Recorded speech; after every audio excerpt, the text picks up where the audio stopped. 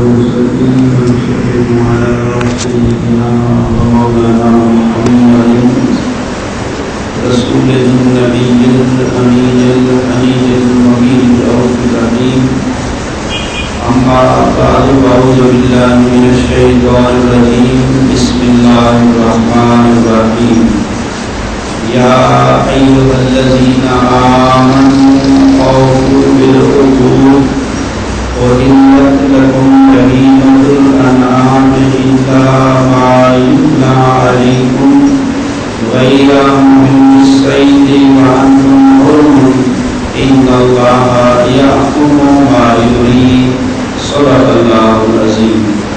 اللهم صل على سيدنا ومولانا محمد وعلى آل سيدنا ومولانا محمد وبارك وسلم. الصلاة والسلام عليك يا سيدي يا رسول الله وعلى آلك وأصحابك يا سيدي يا حبيب الله. الصلاة والسلام عليك يا سيدي يا رسول الله وعلى آلك وأصحابك يا سيدي يا حبيب الله. محترم حاضرین کرام، اللہ رب العزت کی توفیق سعید سے ہم اپنے باقاعدہ درس قرآن میں حاضر ہیں. اللہ رب العزت کی بارگاہ میں دعا ہے کہ ہمیں قرآن مجید کا صحیح فہم عطا فرمائے اور سمجھ کر سمجھا کر اللہ رب العزت ہمیں عمل کرنے کی توفیق عطا فرمائے. آج سے ہم اللہ کی توفیق سے سورہ المائدہ کا آغاز کر رہے ہیں اور قرآن مجید کی ترتیب کے لحاظ سے دیکھیں تو سورہ المائدہ 5ویں سورت ہے. تو آج سے اس کے درس کا آغاز کرتے ہیں اور اللہ رب العزت کی بارگاہ میں دعا بھی کرتے ہیں کہ ہمیں قرآن مجید کو مکمل کرنے کی توفیق عطا فرمائے. سورہ المائدہ مدنی ہے، یعنی مدینہ پاک میں نازل ہوئی ہے اور اس کا عرصہ نزول جو ہے یہ تقریباً 3 سال ہے. یعنی 3 سال تک یہ سورت جو ہے وہ حضور صلی اللہ علیہ وسلم پر نازل ہوتی رہی. اور جو قرآن مجید کی طویل صورتیں ہیں ان میں سے ایک یہ بھی ہے. جو لمبی صورتیں ہیں قرآن مجید کی ان میں سے ایک ہے اور مضامین کے لحاظ سے چونکہ اہم صورت ہے اس لیے اس کا زمانہ نزول 3 سال پر محیط ہے. اور یہ بات ہم عرض کرتے رہتے ہیں کہ اللہ رب العزت کی منشا یہ ہے یا جب قرآن مجید نازل ہو رہا تھا تو آسانی پیدا کی جائے، احکامات کو ایک بار نازل نہ کر دیا جائے کہ انسانوں پر مشکل ہو. آسانی کے لیے، آسائش کے لیے اللہ رب العزت نے یہ ایک اہتمام کیا کہ قرآن مجید نازل فرمایا. اور پھر اس صورت کے اندر 120 بعض محدثین کے نزدیک 120 آیات ہیں، بعض کے نزدیک 122 آیات ہیں اور بعض کے نزدیک 130 آیات ہیں. اور بالاتفاق 16 رکوع ہیں، 16. اور یہاں جو لطف کی بات ہے وہ میں بتا دوں، وہ یہ جن کے نزدیک 120 ہیں اس کی آیات کی تعداد 122 ہے یا 130 ہے. آیتیں وہی ہیں جتنی اس 16 رکوع میں ہیں، آیتیں اور نہیں ہیں، صرف ان کی گنتی کے مارک کرنے میں اختلاف ہے. کسی نے ایک آیت کو 2 گن لیا ہے، سمجھ آ رہی ہے نا؟ یعنی اس پر اعتراض نہیں ہے. آیتیں وہی ہیں جو سورہ المائدہ کی، اگر کسی نے کہا 120 ہے تب بھی وہی ہیں، اگر کسی نے کہا 122 ہے تب بھی وہی ہیں، اگر کسی نے کہا 130 ہے تب بھی وہی ہیں. آیتیں اور ایڈیشن نہیں ہے، آیتیں وہی ہیں لیکن ان کے مارک کے اندر، یعنی مارک کرنا کہ یہ آیت یہاں ختم ہوئی، یہاں ختم ہوئی، یہاں ختم ہوئی، اس میں اختلاف ہے. اور یہ اس وقت ہوا ہوگا جب اعراب لگے اور آیتوں کو مارک کیا گیا ہے، تو اس میں بھی اختلاف کی بات نہیں. پھر سورہ المائدہ کا نام جو ہے یہ اس کے اندر چونکہ لفظ المائدہ استعمال ہوا ہے تو اسی سے اس کا نام بھی اخذ کیا گیا ہے المائدہ. اللہ رب العزت اسی سورت کی آیت نمبر 112 میں ارشاد فرماتے ہیں وَإِذْ قَالَ الْحَوَارِيُّونَ یا عیسی ابن مریم هل يستطيع ربك ان تنزل علينا مائدة من السماء. اور وہ وقت میرے حبیب یاد کرو، فرما رہے ہیں اپنے رسول صلی اللہ علیہ وسلم سے کہ وہ وقت یاد کریں جب عیسیٰ علیہ السلام سے حواریوں نے کہا تھا، یعنی جو آپ پر ایمان لانے والے لوگ تھے، انہوں نے کہا کیا آپ کا رب ہم پر آسمان سے کھانا نازل کرنے کی طاقت رکھتا ہے؟ اب دیکھو انسان جب مانگتا ہے تو کتنی گھٹیا چیز مانگتا ہے. ہمیں مانگنے کا پتہ ہی نہیں ہے، انسان کو یہ پتہ ہی نہیں کہ مانگنا کیا چاہیے اور ہمارے لیے کیا اچھا ہے اور کیا اچھا نہیں ہے. اب وہ رب کی طاقت کو اس پر اکتفا کر رہے ہیں کہ کیا آپ کا رب آسمانوں سے کھانا نازل کرنے کی ہمارے اوپر استطاعت رکھتا ہے. تو اس میں لفظ مائدہ استعمال ہوا. مائدہ کا مطلب ہے دسترخوان، کھانا جس پر آپ لگاتے ہیں یا کھانے کی اشیاء. پھر آیت نمبر 114 میں اللہ رب العزت نے فرمایا قال عیسی ابن مریم اللہم ربنا، ان کے مطالبے کے بارے میں پھر دعا کی جا رہی ہے، یعنی انہوں نے مطالبہ کر دیا اور حضرت عیسیٰ علیہ السلام نے اللہ رب العزت کی بارگاہ میں دعا جو ہے عرض کی.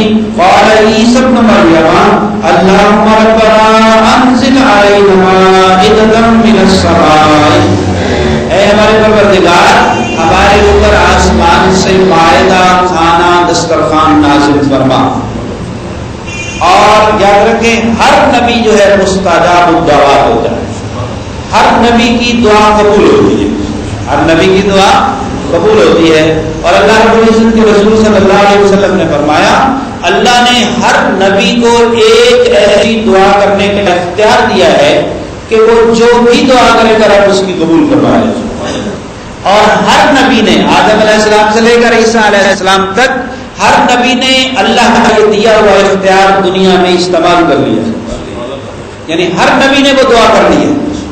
کسی نے امت پر عذاب کی صورت میں کر لی ہے، کسی نے انعام کی صورت میں کر لی ہے، بخشش کی صورت میں کر لی ہے، اپنے لیے کر لی ہے، اولاد کے لیے کر لی ہے. ہر نبی نے وہ اختیار استعمال کر لیا ہے. حضور فرماتے ہیں لیکن میں محمد صلی اللہ علیہ وسلم نے وہ اختیار قیامت کے لیے بچا کے رکھا ہوا، یعنی وہ دعا میں نے دنیا میں استعمال نہیں کی. آپ دیکھیں حضور کا حوصلہ دیکھیں، ہمت دیکھیں کہ حضور صلی اللہ علیہ وسلم کا صبر دیکھیں کہ آپ کا جسم مبارک لہلہان ہے، جوتے مبارک میں خون بھرا ہوا ہے، اور آپ بشری تقاضوں کے مطابق نڈھال ہو کر ایک درخت کے یا دیوار کے ساتھ ٹیک لگا کر بیٹھے ہیں اور اللہ کے فرشتے حاضر ہوتے ہیں، جبریل آتے ہیں اور پہاڑوں والے فرشتے حاضر ہوتے ہیں. یا رسول اللہ صلی اللہ علیہ وسلم آپ حکم فرمائیں ہم ان بستی والوں کو ان پہاڑوں کے درمیان پیس دیتے، بستی کو اٹھا کر پلٹ دیتے. اب یہ فرشتے اللہ کی اجازت سے آئے تھے یا اپنی مرضی سے آئے تھے؟ یقیناً اللہ کی اجازت سے آئے، کیونکہ اللہ فرماتا ہے قرآن مجید میں کہ فرشتے نافرمانی نہیں کرتے، وہ اللہ کے حکم کے پابند ہیں. اب فرشتوں کو رب بھیج رہا ہے، فرشتے عرض کر رہے ہیں غلاموں کی طرح، لیکن میرے مصطفیٰ کریم صلی اللہ علیہ وسلم نے دعا کا وہ اختیار یا بد دعا کا وہ اختیار استعمال نہیں کیا. آپ نے اپنے ہاتھ مبارک اٹھائے اور عرض کی مولا ان لوگوں کو ہدایت عطا فرما، یہ مجھے نہیں جانتے. کسے نہیں جانتے؟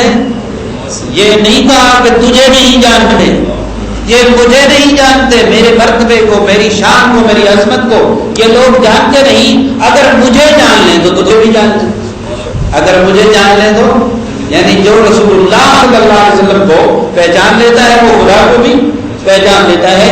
اس حال میں بھی حضور صلی اللہ علیہ وسلم نے اپنا وہ اختیار استعمال نہیں کیا اور فرمایا اے جبریل مجھے امید ہے اگر یہ نہیں تو ان کی نسل ضروری مان لے ہے، ان کی نسل آگے والی نسل ضروری مان لے ہے. پھر احد کا واقعہ دیکھیں بڑا مشکل وقت تھا، حنین کا واقعہ دیکھیں بڑا مشکل وقت تھا. پھر جب ہجرت آپ صلی اللہ علیہ وسلم فرما رہے ہیں اور ہجرت کی رات جب ننگی تلواریں لے کر نوجوان گھر کو گھیرے میں ڈالے ہوئے بڑا مشکل وقت تھا، لیکن حضور صلی اللہ علیہ وسلم نے کسی موقع پر بھی اپنا یہ اختیار استعمال نہیں کیا اور فرمایا میں نے یہ قیامت کے دن کے لیے بچا کے رکھا ہوا ہے اور اس دن میں اپنی امت کی بخشش کے لیے یہ دعا کروں. اور آج امت کیا کر رہی ہے وہ سب کو معلوم ہے. اور امت کا کتنا تعلق رسالت ہے وہ بھی سب کو معلوم ہے، اور امت کتنے اخلاص کے ساتھ دین کو نافذ کرنے کی کوشش کر رہی ہے وہ بھی سب کے سامنے ہے۔ تو میں یہ عرض کر رہا تھا عیسیٰ علیہ السلام نے یہ دعا کی کہ مولا آسمان سے ہمارے لیے مائدہ نازل کر رہا، پھر ہوگا کیا جب نازل ہو جائے گا تکون لنا عیدن، پھر اس دن کو ہمارے لیے عید بنا، یعنی بنی اسرائیل کے لیے جس دن کھانا ملے انہیں وہ عید بن جائے، اور جس دن ہمیں اس کائنات کے والی ملے وہ عید نہ بنے، یعنی میلاد النبی شریف جو ہے وہ عید نہ بنے، دوسری قوموں کو کھانا ملے تو عید بنائیں اور ہمیں مصطفیٰ ملے تو ہم عید نہ منائیں، یہ کہاں کا انصاف ہے؟ تو فرمایا ہمارے لیے اس کو عید بنا دے، اولنا اور آخرنا، ہمارے پہلوں کے لیے بھی اور بعد میں آنے والوں کے لیے بھی ہمارے لیے اس کو عید بنا دے، اور پھر آیۃ من کا، اور یہ تیری طرف سے نشانی ہوگی، نشانی اس صورت میں ہوگی کہ اللہ رب العزت نے اوپر آسمانوں میں کوئی کچن تو نہیں بنا رکھے، کوئی کوک تو نہیں رکھے ہوئے کہ کھانے آئے، اور آپ نے دیکھا کہ بنی اسرائیل پر بھنے ہوئے بڑے تیتر کھانے میٹھے منو سلوا نازل ہو رہا ہے، تو اللہ رب العزت کی اتنی قدرت ہے کہ وہ کسی سبب کا محتاج نہیں۔ یاد رکھیں دنیا مسبب الاسباب ہے، ہم اسباب پر یقین رکھتے ہیں اور اس کے توکل کے خلاف نہیں ہے۔ توکل کا معنی یہ نہیں کہ اسباب کو استعمال ہی نہ کیا جائے، اور آج لوگ جو شرک کی رٹ لگاتے ہیں وہ صبح سونے بھی نہیں دیتے، یعنی اپنی مساجد کے اندر وہ تقریریں یہ کرتے ہیں غیر اللہ کے آگے ہاتھ نہیں ملانا چاہیے، غیر اللہ سے نہیں مانگنا چاہیے، ہمارے پاس ثبوت ہے، وہ شرک ہے کہ غیر اللہ سے مانگنا، اور رمضان میں صبح سونے نہیں دیتے، دروازے کھٹکھٹاتے ہیں کہ مدرسے کی مدد کریں، اور پھر پوچھتے بھی نہیں مدرسہ کس کا ہے، کس علاقے میں، کہاں سے ہے، کس سے لینا ہے، اور جب مدرسے اور مسجدیں بن جاتی ہیں پھر کہتے ہیں یہ مسجد فلاں کی ہے، یہ مسجد فلاں کی ہے، اس میں فلاں کی نماز نہیں ہوتی، اس میں فلاں کی نماز نہیں ہوتی، تو مسجدیں اب اللہ کا گھر نہیں یاد رکھیں، اب مسجدیں ملکیت ہو گئی ہیں مسالک کی، اور انہوں نے لکھا ہوتا ہے کہ یہاں دوسرا بندہ ایسے نہیں کر سکتا۔ تو یہ بہت بڑا ظلم ہے کہ ہم اسباب سے قطع نظر ہو جائیں۔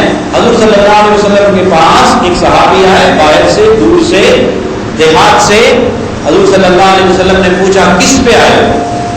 ظاہر ہے باہر سے آئیں گے تو آپ کے گھر میں بھی کوئی مہمان آتا ہے، چولہا چاری کا زمانہ ہے، آپ کہیں گے کس پہ آئے ہو؟ بائک پہ آئے ہو، گاڑی پہ آئے ہو، لاک کیا ہے اس کو، وائر وار کیا ہے، دوسرا بار ایسے پوچھتے ہیں نا۔ تو حضور صلی اللہ علیہ وسلم نے پوچھا کس پہ آئے ہو؟ عرض کی یا رسول اللہ میں سواری پہ آیا ہوں، اونٹ پہ آیا ہوں۔ میرے مصطفیٰ کریم نے فرمایا اسے باندھا ہے، اونٹ کو باندھا ہے۔ اس صحابی نے عرض کی یا رسول اللہ اللہ کے بھروسے پر چھوڑا ہے، اللہ کے بھروسے پر توکل اللہ کیا ہے اور چھوڑا ہے۔ میرے مصطفیٰ کریم نے فرمایا یہ توکل نہیں ہے، اس کا گھٹنا باندھو، اس کو کسی کھونٹ سے باندھو، اپنی طرف سے پوری حفاظت کرنے کے بعد کہو آپ میں اللہ کے سپرد کرتا ہوں۔ تو اسباب کو استعمال کرنا یہ سنت رسول صلی اللہ علیہ وسلم، آپ صلی اللہ علیہ وسلم نے پوری 23 سال کی زندگی میں اسباب کو استعمال کیا، اللہ رب العزت نے یہ اسباب پیدا فرمائے۔ اگر ہمیں کوئی کہتا ہے کہ سبب کو بھی استعمال نہ کرے، یعنی میں کسی کا سبب بن سکتا ہوں، کوئی میرا سبب بن سکتا ہے مجھے مشکل سے نکالنے میں، تو جب وہ مجھے مشکل سے نکالے گا تو وقتی طور پہ تو وہ میرا مشکل کشا ہو گیا، وقتی طور پہ تو وہ میرا حاجت روا ہو گیا کہ نہیں ہو گیا، اس نے میری حاجت کو پورا کیا ہے۔ اور حضور صلی اللہ علیہ وسلم فرماتے ہیں جو مسلمان اپنے بھائی کی حاجت کو پورا کر رہا ہے اللہ تعالیٰ قیامت کے دن اس کی حاجتوں کو پورا کرے گا۔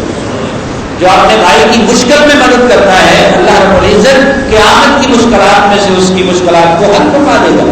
تو آج اگر ہم مشکل حل کریں گے تو پھر بات ہماری ہوگی، اگر ہم دین ہی یہ پیش کر دیں کہ کوئی کسی کی مشکل حل نہیں کر سکتا تو پھر بھائی مرنے دو اس دنیا کو، پھر اس دنیا میں مشکلات کا جواب۔ جب آپ نے نظریات ہی یہ پھیلانے ہیں کہ کوئی کسی کی مدد نہیں کر سکتا، کوئی کسی کی نصرت نہیں کر سکتا، حالانکہ حضرت عیسیٰ علیہ السلام نے جب دیکھا کہ یہودی آپ کو قتل کرنے کے درپے ہیں تو آپ نے اعلان کیا من انصاری الی اللہ، کون ہے، حواریوں سے کہا، اپنے ماننے والوں سے کہا کون ہے میری مدد کرنے والا اللہ کے لیے، تو پھر حواریوں نے کیا کہا؟ اللہ سے مدد لیں. کس سے مدد لیں؟ ہم سے کیوں مدد لیتے ہیں؟ اللہ سے مدد لیں. قال الحواریون نحن انصار اللہ. حواریوں نے کہا ہم ہیں اللہ کے مددگار. یعنی عیسیٰ علیہ السلام کی مدد کرنا کیا ہے؟ اللہ کی مدد کرنا. حالانکہ اللہ کا جانا جاتا تو ہو جاتا. یعنی اس بات کو استعمال نہ کرے اللہ رب العزت، تو اس کی شان ہے، اس کی قدرت ہے.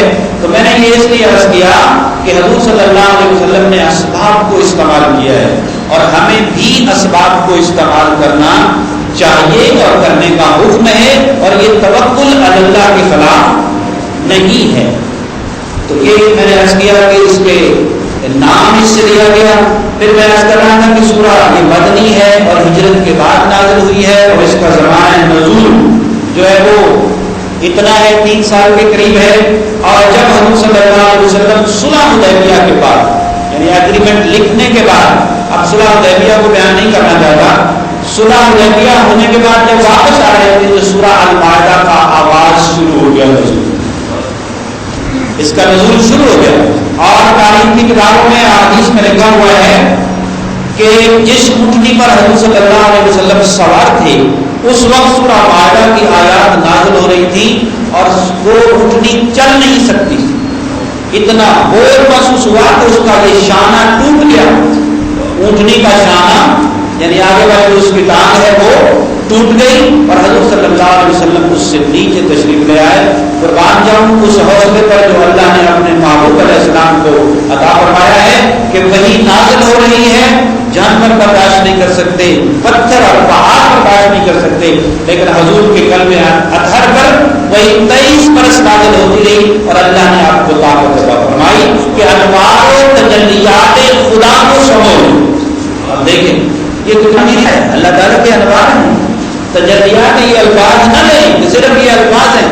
جب ایک لفظ یا اللہ کی ایک صفت نازل ہوتی ہے تو اس کے ساتھ اللہ کے انوار و تجلیات بھی نازل ہوتے ہیں.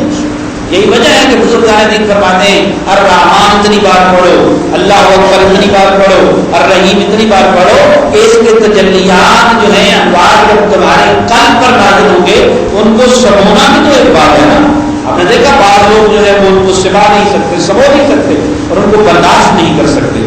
تو حضور صلی اللہ علیہ وسلم اس اونٹنی سے نیچے تشریف لے آئے، اور پھر آپ نے وہ آیات نازل ہو رہی تھی وہ آپ پر ہوئی. پھر ہم آپ تھوڑا سا اجمالی سا جائزہ اس کے مضامین کا لیتے ہیں. اس صورت کا آغاز وعدوں کے پورے کرنے سے ہو رہا. معاملات زندگی جو ہیں وہ بڑی ڈیٹیل سے سورہ النساء میں بھی آپ نے سنے کہ اللہ رب العزت نے بیان فرمایا.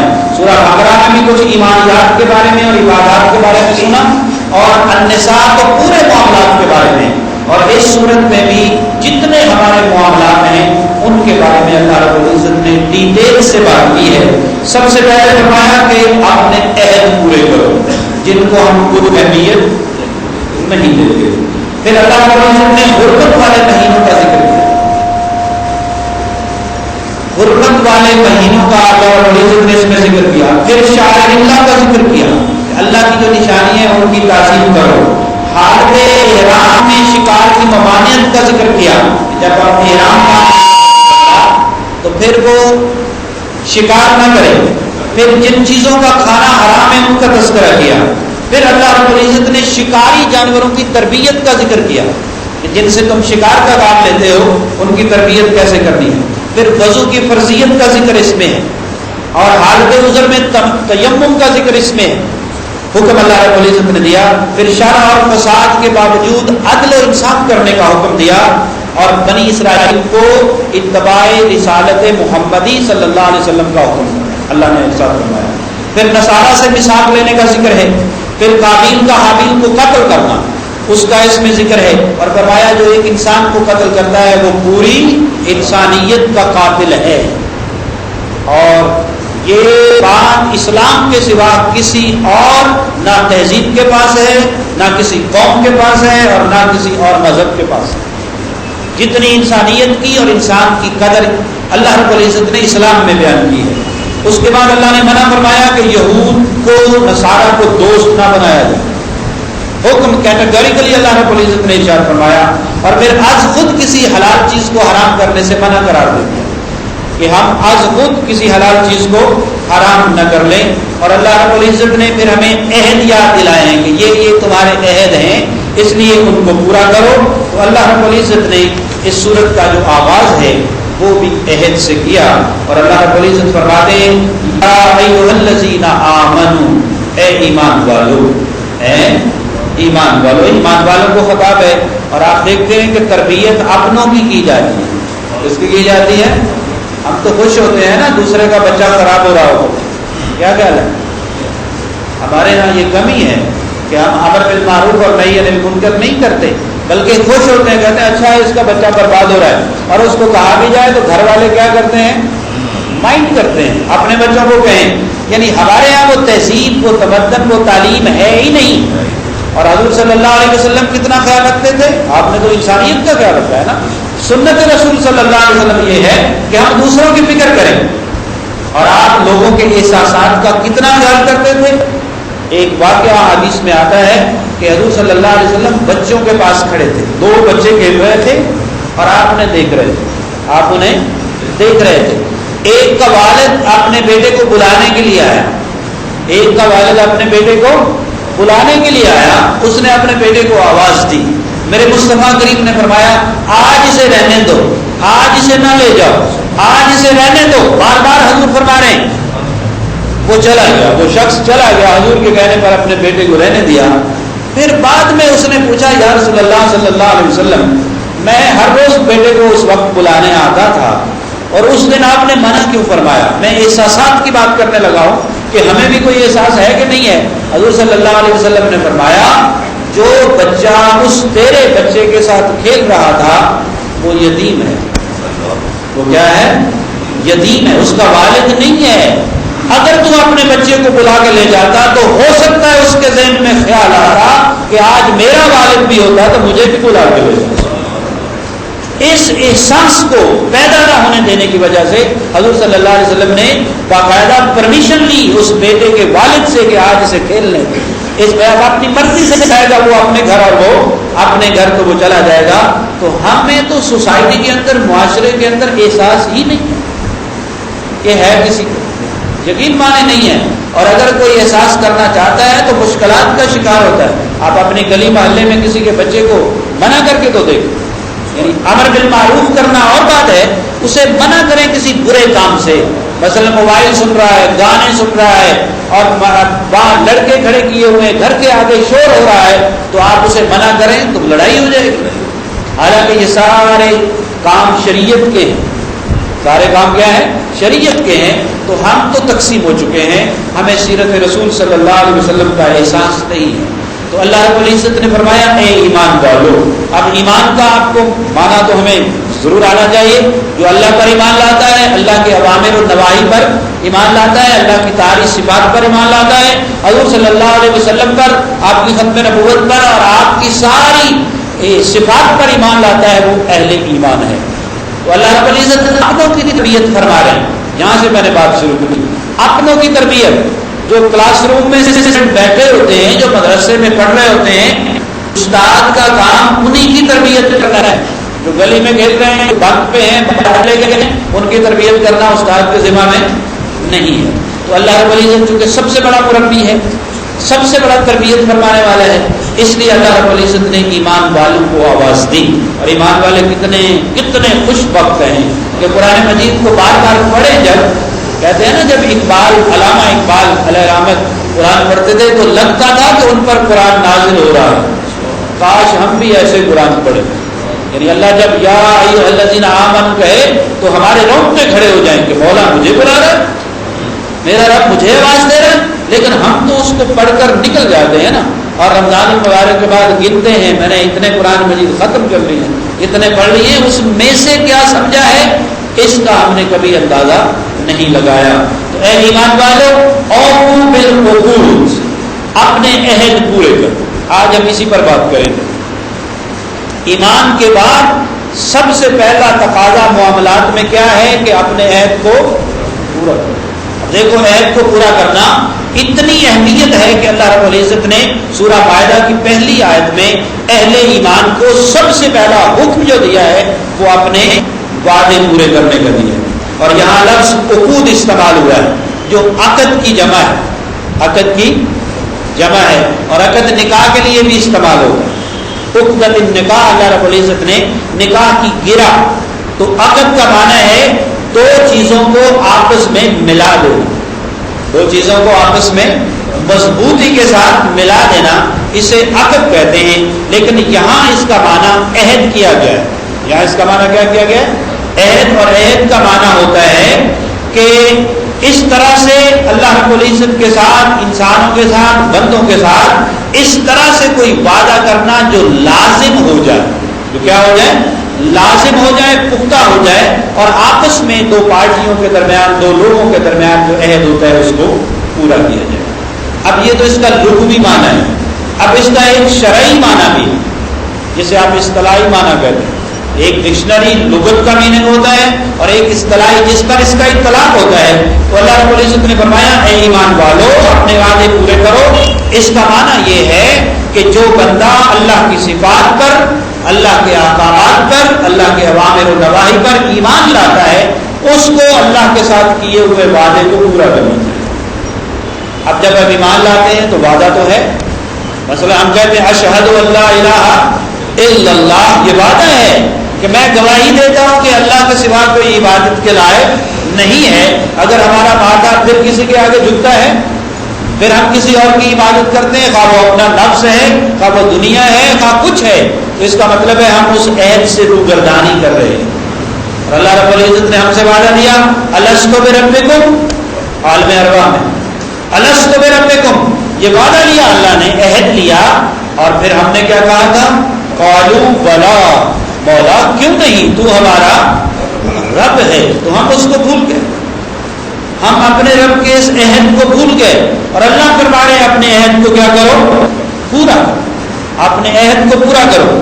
تو ایمان اس بات کا تقاضا کرتا ہے، تو ایمان کے ساتھ جو چیزیں لازم و ملزوم ہیں ان کو پورا کیا، ان کو پورا کیا جائے۔ یہ بات میں پھر دوہرا رہا ہوں، ایمان جب ہم لے آتے ہیں اللہ رب العزت پر، اس کی وحدانیت پر، اس کی الوہیت پر، تو ایمان یہ تقاضا کرتا ہے کہ جو جو اللہ رب العزت کی صفات اور اوامر و نواہی ہیں ان کو پورا کیا جائے۔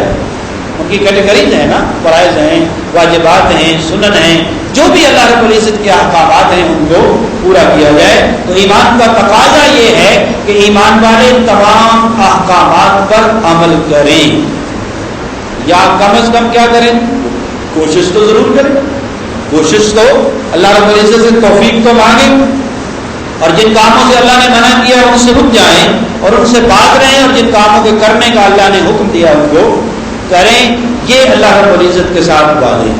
پھر اس میں تفسیر میں امام ابن جریر نے اپنی سند کے ساتھ یہ روایت کیا ہے کہ حضرت ابن عباس رضی اللہ تعالی عنہ فرماتے ہیں کہ اللہ تعالیٰ نے اپنے بندوں سے یہ عہد لیا ہے کہ وہ ایمان لائیں، بندوں سے یہ عہد لیا ہے کہ وہ ایمان لائیں، اس کی اطاعت کریں، جن چیزوں کو رب نے حلال کیا ہے ان کو حلال سمجھیں، اور جن کو حرام کیا ہے ان کو حرام سمجھیں۔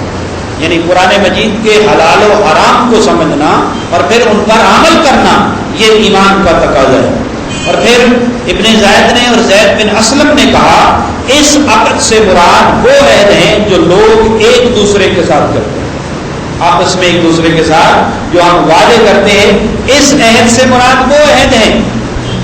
اور پھر مجاہد نے کہا کہ اس سے مراد وہ عقائد ہیں، وہ عہد ہیں جو زمانہ جاہلیت میں لوگ ایک دوسرے سے کرتے تھے، وہ بھی اس عہد سے مراد ہیں۔ اسی طرح حضرت قتادہ نے کہا اس سے مراد وہ عہد ہیں جو تورات اور انجیل میں اللہ رب العزت نے اہل کتاب سے اسلام کے بارے میں اور حضور صلی اللہ علیہ وسلم کے بارے میں لیے۔ تو یہ تو اس کی تفسیر ہیں، لیکن اس سے ایک بات یہ واضح ہو گئی کہ عہد دو لوگوں کے درمیان ہوتا ہے۔ عہد کتنے لوگوں کے درمیان ہوتا ہے؟ دو لوگوں کے درمیان۔ اب اس کی عہد کی جو قسمیں ہیں وہ بھی علماء اکرام نے بیان کی ہیں کہ عقود کی قسمیں کیا ہیں، اقسام کیا ہیں۔ فرماتے ہیں نمبر ایک قسم اس کی یہ ہے اللہ اور اس کے بندے کے درمیان عقد، اللہ اور اس کے بندے کے درمیان عہد، اور اللہ رب العزت عہد لیتا ہے اور فرماتا ہے الم اعہد الیکم یا بنی آدم اللہ تعبدوا اللہ کے سوا تم کسی کی عبادت نہیں کرو گے، یہ عہد لیا تھا میں نے. لیکن پھر کیا ہوا؟ وَلَقَدْ أَضَلَّ مِنْكُمْ جَبِلًّا كَثِيرًا، لیکن تم میں سے اکثر لوگ پھر اس عہد سے پھر گئے، انہوں نے منہ موڑ لیا. تو اللہ اور بندے کے درمیان جو عہد ہے وہ اللہ رب العزت نے اس میں ذکر کیا کہ اللہ اور بندے کے درمیان جتنے عہد ہیں ان کو پورا کیا جائے. اب ان کو اگر گننا شروع کر دیں تو پورا قرآن مجید بھرا پڑا ہے، پوری سیرت رسول صلی اللہ علیہ وسلم بھری پڑی ہے ہمارے سامنے. لیکن بدقسمتی یہ ہے کہ آج ہمارے ٹرینڈ بدل چکے ہیں، ہم یہ بیان ہی نہیں کرنا چاہتے، معاملات کو تو بیان ہی نہیں کرنا چاہتے. اور میں نے یہ پہلے عرض کیا ہے کتنی بار کہ قرآن مجید کی پرسنٹیج کو اگر تقسیم کیا جائے تو 8% قرآن جو ہے وہ عقائد کے بارے میں ہے، صرف 8%. اور اس کے بعد 12% قرآن جو ہے یہ عبادات کے بارے میں ہے، اور 80% قرآن معاملات زندگی کے بارے میں. اور اس 80% کو ہم نے ٹھپ کر کے رکھ دیا. ہم اپنی زندگی کو بدل نہیں چاہتے، اور لوگ سمجھتے ہیں یہ بڑا مشکل ہے. اللہ اور بندے کے درمیان وعدہ، دوسرا بندے اور اس کے نفس کے درمیان وعدہ، اپنے نفس کے درمیان بندہ اپنے نفس کے ساتھ بھی عہد کرتا ہے، اور تیسرا ہے انسان اور دوسرے انسان کے ساتھ. اب ہم ان پر تھوڑی سی روشنی ڈالتے ہیں کہ بندے اور خدا کے درمیان جو ہے اس کا کیا مطلب ہے. ایک تو عقل بھی ہمیں بتاتی ہے کہ اللہ ہے، یاد رکھیں. اس پر بھی علماء کرام فرماتے ہیں کہ کسی کے پاس اسلام کی دعوت پہنچے یا نہ پہنچے، عقل سلیم اس کو بتاتی ہے کہ اللہ ہے، لہذا اللہ کو ماننا اس کے لیے ضروری ہے، اور اللہ کے احکامات کو ماننا بھی ضروری ہے. اور انسان کے اندر رب نے ایک ایسا اعلیٰ فکر کر دیا ہے جو انسان کو غلط اور صحیح کا بتاتا ہے.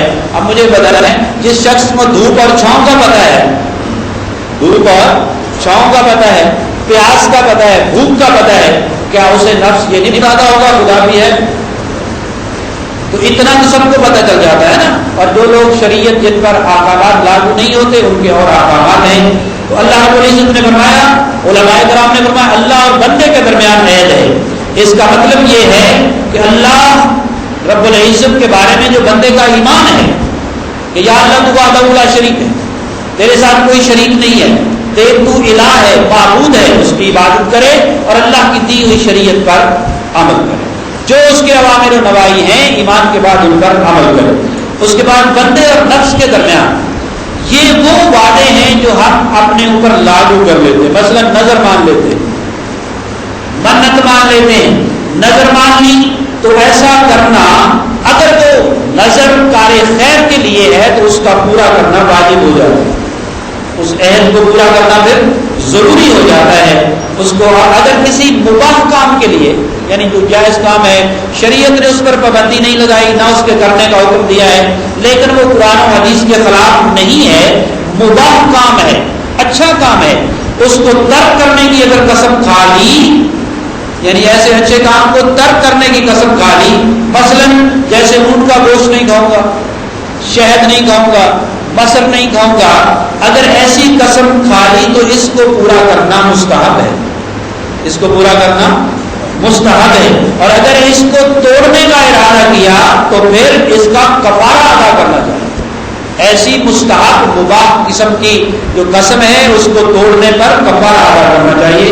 اور اگر شخص نے اپنے دل کے اندر کسی معصیت کی قسم کھا لی کہ میں یہ گناہ کروں گا، میں یہ گناہ کروں گا، یا یہ میں عبادت نہیں کروں گا، یہ قسم کھا لی تو اس قسم کو پورا کرنا حرام ہے. غیر شرعی حرام قسم کی قسم یا عہد کو پورا کرنا حرام ہے، اور اس کو توڑنا واجب ہے. اس کو توڑنا، ہم بعض اوقات غلط قسم کی قسمیں کھا لیتے ہیں جن کا شریعت سے تعلق نہیں ہوتا، اور جو اگر ایک انسان اور دوسرے انسان کے درمیان ہوتے ہیں اس کے اندر، جیسے خرید و فروخت کا وعدہ ہے، نکاح کا وعدہ ہے، اور پھر ایک دوسرے کے ساتھ پیسے لینے دینے کا وعدہ ہے، ان کو پورا کرنا بھی ہر اعتبار سے واجب ہو جاتا ہے، اور اسی پر زندگی کا معیار ہے. اور عہد کی اتنی اہمیت اللہ رب العزت نے قرآن مجید میں بیان کی ہے کہ اور حدیث پاک میں کہ انسان جب پڑھتا ہے حضور کی یہ حدیث کہ دین علم اللہ عدلہ، کہ جو شخص وعدہ پورا نہیں کرتا اس کا کوئی دین ہی نہیں. اب ہمیں دین سے خارج کر دیتا ہے اگر ہم یہ وعدہ پورا نہ کریں. اب یہ عہد سم ٹائمز بعض اوقات فرض ہو جاتے ہیں، واجب ہو جاتے ہیں، بعض اوقات ان کی جو حقیقت ہے وہ سنت کے مطابق ہو جاتی ہے، اور بعض اوقات ان کی جو حقیقت ہے وہ مکروہ کے برابر ہو جاتی ہے، اور بعض اوقات یہ حرام ہو جاتی ہے. مثلا نکاح کرنا عام حالات میں سنت ہے، نکاح کرنا عام حالات میں کیا ہے؟ سنت ہے. لیکن اگر غلبہ شہوت ہے اور انسان کے برے کردار میں بد افعالی میں پڑنے کا خطرہ ہے تو نکاح کرنا واجب ہو جاتا ہے. یعنی یہ عہد کرنا پھر بندے پر واجب ہو جاتا ہے کہ وہ ہر حال میں نکاح کرے اور پھر اس کو نبھانے کے لیے بھی پوری کوشش کرے.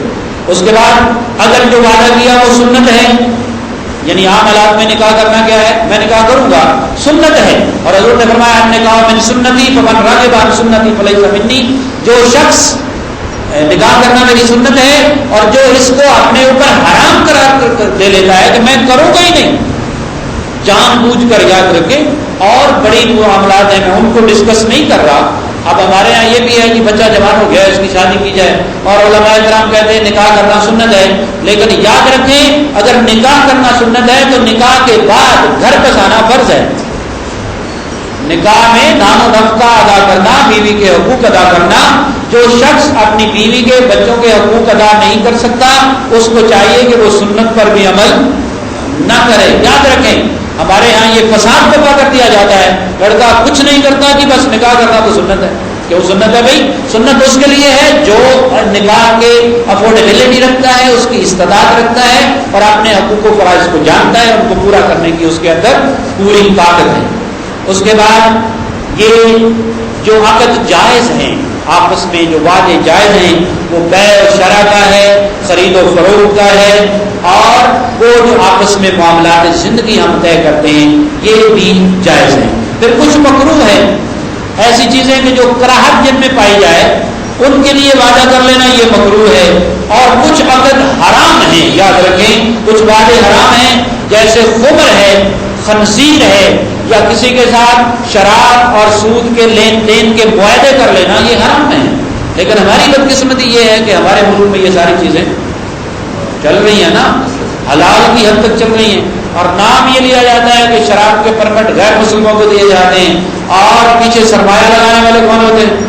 بٹیاں کس کی ہیں؟ شراب کشید کون کرتے ہیں؟ منگواتے کون ہیں؟ کاروبار کون کرتے ہیں؟ پرمٹ غیر مسلموں کو دیے جاتے ہیں. اور آپ کسی بھی 5 اسٹار 7 اسٹار ہوٹل میں چلے جائیں، کسی بھی آرمی کے میس میں، آفیسر میس میں چلے جائیں، شراب وہاں پانی کی طرح چلتا ہے.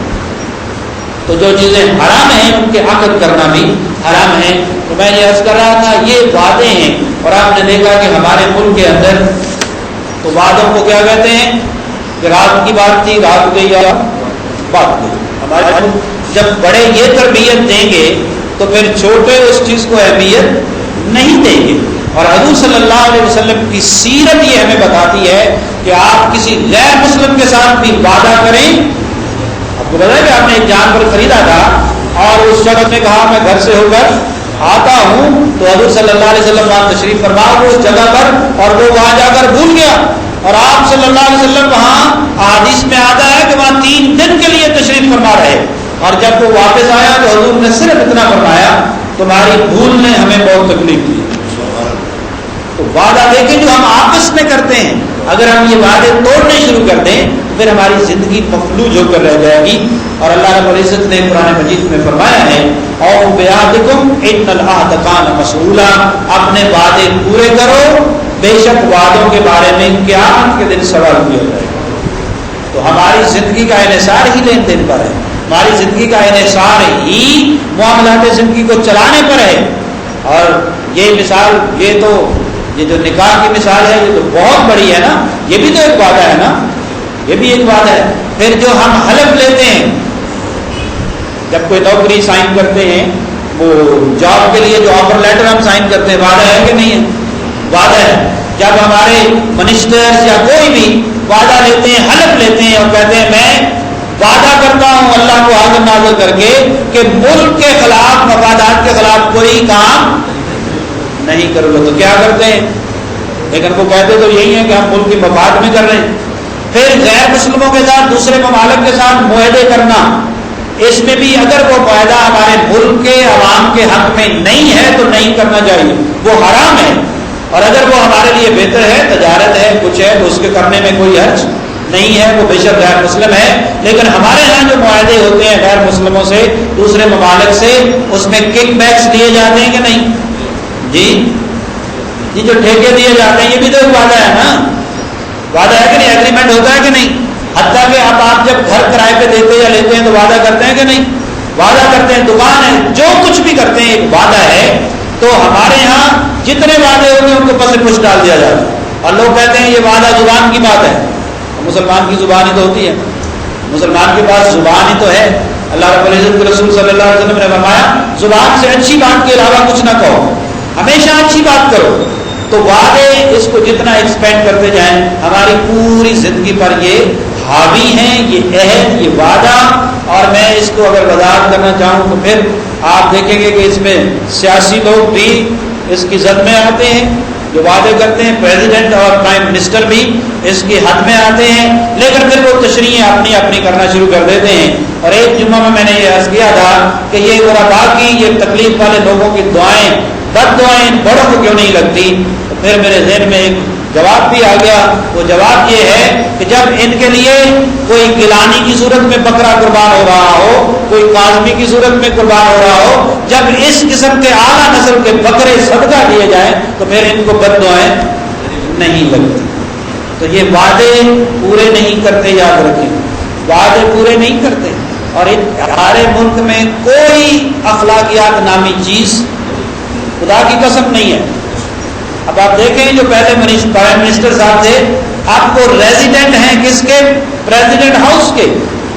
اب ان سے سوال کریں، آپ سادات کہتے ہیں، میں سادات فیملی سے ہوں، آپ مجھے بتائیں وہاں کھانا کہاں سے کھا رہے ہیں؟ جی کہاں سے کھا رہے ہیں؟ اپنے گھر سے کہ آپ کے خزانے سے؟ بجلی کہاں سے استعمال کر رہے ہیں؟ یعنی وہاں کوئی اخلاقی جواز بنتا ہے رہنے کا؟ جی کوئی اخلاقی انسانی جواز مجھے بتا دے، لیکن رہ رہے ہیں۔ اس کی وجہ یہ کہ ہمارے ملک میں اخلاقیات نامی کوئی چیز ہے ہی نہیں ہے۔ اس لیے اللہ رب العزت نے فرمایا اے ایمان والو بس اپنے وعدے پورے کرو۔ تو وعدے کنٹری کے ساتھ ہیں وہ پورے کرو، جاب کے ساتھ ہیں وہ پورے کرو، کسی قوم کے ساتھ ہیں وہ پورے کرو، کیونکہ آپ نے وعدہ کیا ہے کہ میں اپنی پوری استطاعت کے ساتھ جو مجھے سیلری ملے گی اس کے بدلے میں اپنی پوری سروسز اس کمپنی کو، اس ملک کو، اس جاب کو دوں گا۔ اگر ہم نہیں دیتے، ڈنڈی مارتے ہیں، تو اس کا مطلب ہم اپنا وعدہ پورا نہیں کر رہے۔ یہ باتیں کسی کو پنچ کرنے کے لیے نہیں ہے، یاد رکھیں یہ باتیں۔ اب مثلا وعدہ ہے کہ میں نے 8 بجے اپنے آفس پہنچنا ہے تو مجھے پہنچنے دے۔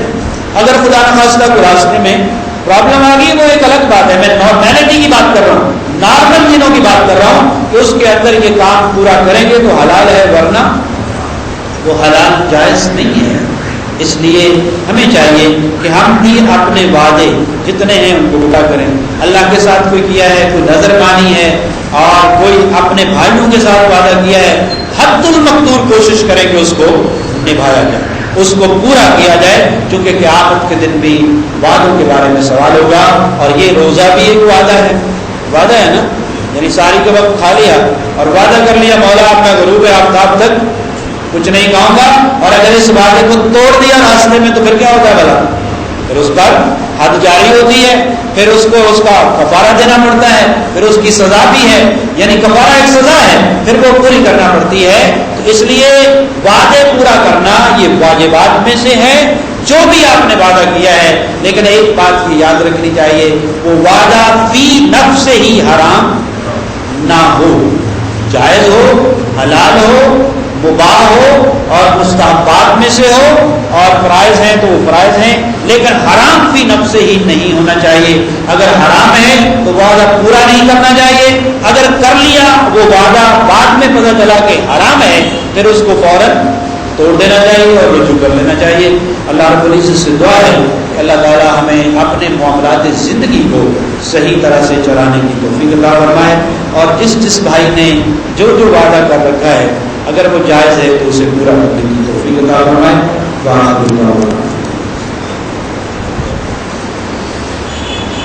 صل على سيدنا مولانا محمد وعلى آل سيدنا مولانا محمد وبارك وسلم ربنا آتنا في الدنيا حسنة وفي الآخرة حسنة وقنا عذاب النار مولا پاک کو درس دیا جو سنا اس پہ عمل کی توفیق عطا فرما ہمیں اپنے اپنے وعدوں کے ساتھ مولا آسانیاں پیدا فرما جو ہم نے وعدے تیرے ساتھ تیرے حبیب صلی اللہ علیہ وسلم کے ساتھ یا اللہ قرآن کے ساتھ آپس میں کیے ہمیں پورے کرنے کی توفیق عطا فرما تمام بیماروں کو شفا کلی عطا فرما حاضرین کے گھروں پر جا اللہ اپنا لطف کرم فرما مولا پاک رمضان مبارک کی برکات کو سمیٹنے کی توفیق عطا فرما اس ماہ مبارک کی برکت سے سابقہ گناہوں کو معاف فرما آئندہ ہمیں نیکی کی اچھی زندگی گزارنے کی توفیق عطا فرما صلی اللہ تعالی علی رسول محمد